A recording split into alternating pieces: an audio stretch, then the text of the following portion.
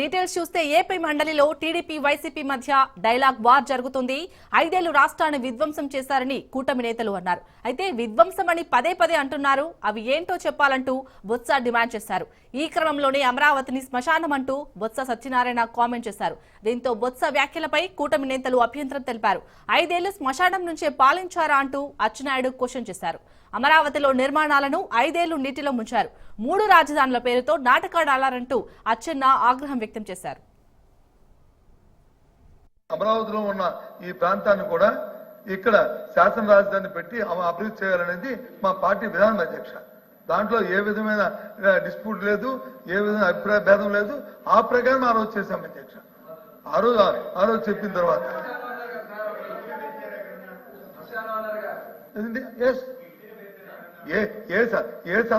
ఏ సందర్భంలో అన్నామని చెప్తాను అధ్యక్ష. ఆ రోజు వచ్చి చూడడానికి వస్తానని ప్రభుత్వంలో పెద్దలు ఆ రోజు మాజీలు వచ్చి చెప్తే ఏముంది, ఇక్కడ 3 సంవత్సరాలు అయింది అమరావతి దాన్ని ప్రారంభించారు.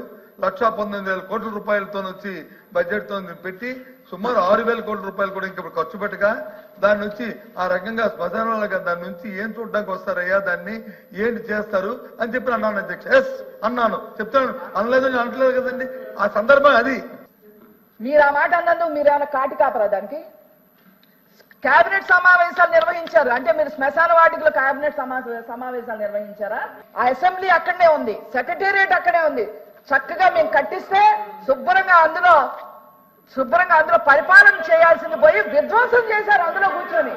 పైగా మీరు శ్మశానం అని దాంతో పోల్చారు. మీరు శ్మశానం దాంతో పోల్చి 5 ఏళ్ళు అక్కడనే కూర్చున్నారు. మీరు అంత పెద్ద మనిషి శ్మశానం అని ఎందుకు అన్నారంటే మరి ఆయన విజ్ఞతకు వదలొచ్చు. కానీ ఆ రోజుకి ఏదైతే కొత్త ప్రభుత్వం ఏర్పడిందో ఆ రోజు ఇదే శాసనసభలో సమావేశాలు నిర్వహించారు, ఇదే శాసన మండలిలో సమావేశాలు నిర్వహించారు.